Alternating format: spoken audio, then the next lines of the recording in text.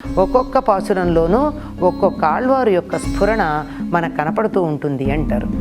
ఈ గోదాదేవి కృతమైనటువంటి ఈ పాసురాల యొక్క ప్రశస్తి ఎటువంటిది అంటే, స్వామివారి బ్రహ్మోత్సవాల్లో గోదాదేవి తాను ధరించినటువంటి మాలని ఒకరోజు స్వామివారికి కానుకగా పంపిస్తుంది. సుప్రభాతం బదులు గోదా విరచితమైనటువంటి ఈ తిరుప్పావై సేవ చేస్తారు.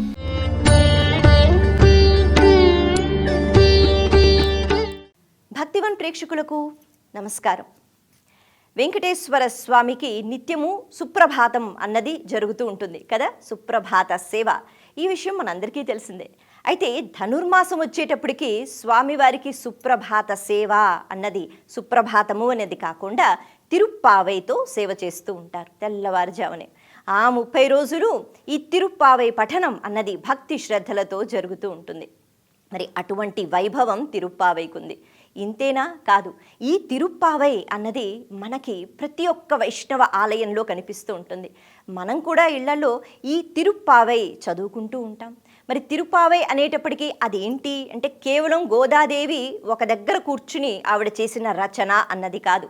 ఆవిడ భక్తితో శ్రద్ధతో భగవంతునితో మాట్లాడుతున్నప్పుడు ఆవిడ ఆనందంగా ఆ పలుకులు ఏవైతే ఉన్నాయో వాటిని పద్యాల రూపంలో ఆవిడ పలికిన ఆ భావాలు అని చెప్పుకోవాలి. మరి అటువంటి భావాలన్నీ ఒకటైతే అది తిరుప్పావై అయింది. ఇది ఒక మహోత్కృష్టమైన వ్రతం అయింది. దీన్ని ధనుర్మాస వ్రతం, మార్గశీర్ష వ్రతం అని కూడా అంటూ ఉంటారు. మరి ఆవిడ పాటించిన నియమాలు ఏమిటి? చాలా వ్రతాలు మనకి కనిపిస్తూ ఉంటాయిగా, ఎంతోమంది మహానుభావులు వ్రతాలు చేశారు. కానీ ఈ వ్రతానికి ఉన్న ప్రత్యేకత ఏమిటి? ఇక్కడ గోదాదేవి ఎటువంటి నియమాలను పాటించింది? మరి అలాంటి నియమాలు మనం కూడా పాటించగలమా? తెలుసుకుందాం. శ్రీ గురుభ్యో నమః. గోదాదేవిని ఆండాళ్ అని ముద్దుగా ఇంట్లో వాళ్ళు పిలుచుకుంటూ ఉండేవారు. ఆండాళ్ అన్నటువంటి మాటకి తరింపజేయునది అని అర్థం. తమ ఇంటికి వచ్చి తమ కుటుంబాన్ని, కుటుంబ సభ్యులని తన రాక చేత తరింపచేసినది అని అర్థం. నిజానికి అంతే కదండి. విష్ణు చిత్తుడు ఆయన పెరియాళ్వారే అయినా ఆయనకి గోదాదేవిని పెంచినటువంటి తండ్రిగా ఉన్న ప్రసిద్ధి లేక ప్రశస్తి మిగిలినటువంటి ఆళ్వార్లకు ఎక్కడుంది? అసలు గోదాదేవికి తండ్రిగా, పెంపుడు తండ్రిగా అయ్యేటటువంటి అర్హత ఉండడం వల్లనే ఆయన్ని పెరియాళ్వారు అని కూడా చెప్పుకోవడం జరిగిందేమో. ఈయన తన తండ్రి అని చెప్పడానికి గోదాదేవి తన తిరుప్పావైలో చిట్ట చివరి శ్లోకంలో చెప్తుంది భట్టర్ పిన్నాయ్ అని. అంటే భట్టరు యొక్క కుమార్తె చెప్పింది అని. ఈ చెప్పినటువంటి పాసురాలన్నీ కూడా మనం చూసినట్టయితే మొదటి 5 పాసురాల్లోనూ ఈ వ్రతం ఎట్లా చేస్తారు అనేటటువంటి నియమాలు ఉంటాయి. తరువాత ఉండేటటువంటి 10 పాసురాల్లోనూ పేరుకి మేల్కొల్పుతున్నట్టుగా కనపడుతుంది. ఒక్కొక్క రకమైనటువంటి చెలిని మేల్కొల్పుతున్నట్టుగా. అంటే 10 రకాలైనటువంటి జీవులు ఉంటే వాళ్ళని మేల్కొల్పుతున్నట్టుగా ఉంటుంది. ఈ 10 కూడా 10 మంది ఆళ్వారులను సూచిస్తాయి అని చెప్పి పాసురాల మీద పరిశోధన చేసి అధికారం ఉన్నటువంటి పెద్దలు చెప్పినటువంటి మాట. 10 మంది ఏమిటండి, 12 మంది కదా ఆళ్వారులు అంటే. తన తండ్రి అయినటువంటి విష్ణుచిత్తుడు, తాను, ఆ ఇద్దరు 12 మందిలో తగ్గితే ఉన్నటువంటి పూర్వం ఉన్నటువంటి ఆళ్వారులు 10 మంది.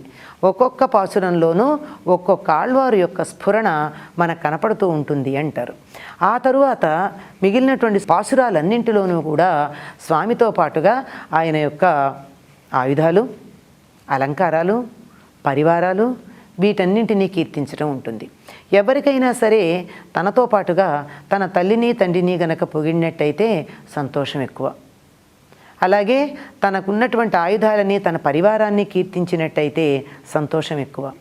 తనకున్నటువంటి ఆస్తిని, సంపదని, దానిలో ఉన్న విలువను గుర్తిస్తే, అంటే ఎంత ఉంది చెప్పుకోవడానికి వీల్లేంది అనేది కాకుండా ఉన్నటువంటి సంపదలో ఇది ఉపయోగపడేది, గొప్పది అని చెప్పేదాన్ని గుర్తించినట్టయితే సంతోషం ఎక్కువ. కనుక కృష్ణుణ్ణి కీర్తించటానికన్నా ముందు పరివారాన్ని, బలరాముణ్ణి, నందుణ్ణి, నప్పిన అంటే ఈవిడ నీలాదేవిని ఇలా ఒక్కొక్కళ్ళని కీర్తించటం, ఆయన ఆయుధాలని పాంచజన్యం మొదలైనటువంటి వాటిని కీర్తించటం, ఇవన్నీ ఉండటంతో పాటుగా సమస్తమైనటువంటి ఉపనిషత్తుల సారం ఉండడంతో పాటుగా ప్రకృతి వర్ణనలు అద్భుతంగా ఉంటాయి. ఆ పల్లెల పరిసరాలు, ఆ పరిసరాల్లో కనపడేటటువంటి సౌందర్యాలు, పల్లెల అందాలు, వరిచేలల్లో తిరుగుతున్నటువంటి కొంగలు, పాలకి బయలుదేరి వెళ్ళేటటువంటి ఆవులు, మేతకి బయలుదేరి వెడుతూ పాలు వర్షిస్తూ ఉన్నటువంటి ఆవులు, మేతకి బయలుదేరి వెళ్ళేటటువంటి ఎనుములు, దున్నపోతులు, బర్రెలు అంటే గేదెలు, వీటన్నింటినీ కూడా ఆవిడ అద్భుతంగా వర్ణించిందంటే నేల విడిచి సాము చేయడం కాక తాను ఏ ప్రకృతిలో, ఏ పరిసరాల్లో, ఏ వాతావరణంలో ఉందో దాన్నంతా కూడా భగవన్మయంగా చూడటం, భగవంతుని యొక్క రూపంగానే దానంతటినీ కూడా తలుచుకోవడం, ధ్యానించడం అనేటటువంటి అద్భుతమైనటువంటి విశేషం మనకి ఇందులో కనపడుతుంది. అంతేకాకుండా బాగా ప్రపత్తి, శరణాగతి అనేటటువంటి యోగాలు పరిపూర్ణంగా కనపడుతూ ఉంటాయి. అంటే భక్తితో పాటు ఉండేటటువంటిది ప్రపత్తి. శరణం ప్రపజ్జే అని చెప్పి శరణు కోరుతున్నాను అని చెప్పి మనకి ఏ భగవంతుడినన్నా మనం కీర్తించేటప్పుడు, ప్రార్థన చేసేటప్పుడు ఆ ప్రపత్తి చెప్తూ ఉంటామే, ఆ ప్రపత్తి వీటన్నిటిలో నిండి ఉంది. ఆ తర్వాత ఆర్ద్రతతో నిండి ఉంటాయి. ఆర్ద్రత అంటే గుండె తడి, మెత్తనై గుండె తడిగా ఉండి, తడిగా ఉన్నప్పుడు మాత్రమే దాని మీద ఏదైనా గుర్తుంటుంది. గుండె తడైనప్పుడు, కరిగినప్పుడు, మెత్తబడ్డప్పుడు భగవంతుడు అక్కడ స్థిరంగా నిలబడడానికి వీలవుతుంది. ఆర్ద్రతాపూర్ణాలుగా కనపడుతూ ఉంటాయి. ఇందులో ప్రధానంగా మనకు కనపడేది ఏమిటంటే భగవంతుడిని అర్చించుకోవడానికి 5 విధాలైనటువంటి రూపాలని మనం చెప్పుకుంటూ ఉంటాం. అందులో గోదాదేవి యొక్క పాసురాల్లో పర, వ్యూహ, విభవ, అంతర్యామి, అర్చావతారాలకు సంబంధించినటువంటి విశేషాలుండి ఆ 5 రూపాలలోనూ పరమాత్ముడు ఆరాధించబడ్డాడు, ఉపాసించబడ్డాడు. అయితే ఈ 5 రూపాల్లో సంబంధించిన ఉపాసన దీనిలో ఉన్నా అధికంగా కనపడేది ఏమిటి అంటే, ఎక్కువగా కనపడుతూ ఉండేది అర్చావతారం యొక్క వైభవం ప్రధానంగా కనపడుతూ ఉంటుంది. ఎందుకు అంటే మిగిలినటువంటివన్నీ ధ్యానానికి సంబంధించినవైతే అర్చావతారం భౌతికంగా క్రియాకలాపంగా, అంటే చేతులతో పూజ చేయడం మొదలైనటువంటివన్నీ క్రియలతో, శారీరకమైనటువంటి ఈ కాయికమైన, అంటే ఈ కాయంతో సంబంధించినటువంటి క్రియలు చేయడం ద్వారా అర్చించటానికి, ఉపాసన చేయడానికి తగినటువంటిది అర్చావతారం. అటువంటి అర్చావతారం యొక్క వైభవం మనకి ఈ గోదాదేవి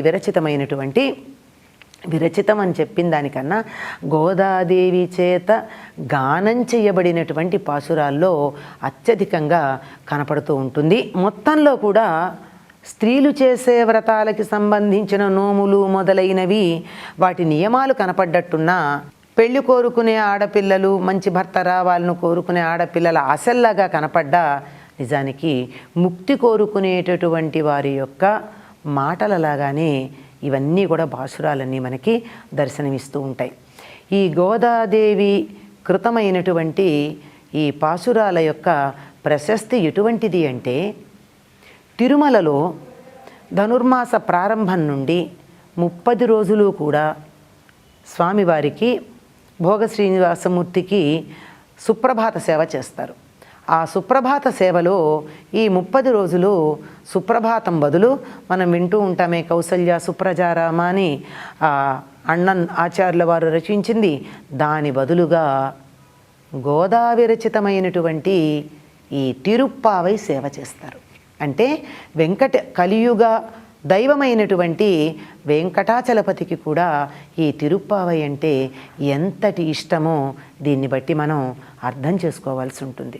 అంతేకాదు స్వామివారి బ్రహ్మోత్సవాల్లో గోదాదేవి తాను ధరించినటువంటి మాలని ఒకరోజు స్వామివారికి కానుకగా పంపిస్తుంది. గోద ఇచ్చిందంటే ధరించి పంపించాలే తప్ప ధరించకుండా పంపిస్తే ఆ మాలకి విలువ లేదు. గోద ధరించినటువంటి మాల ఒకటి బ్రహ్మోత్సవాల్లో స్వామివారికి కానుకగా వస్తూ ఉంటుంది.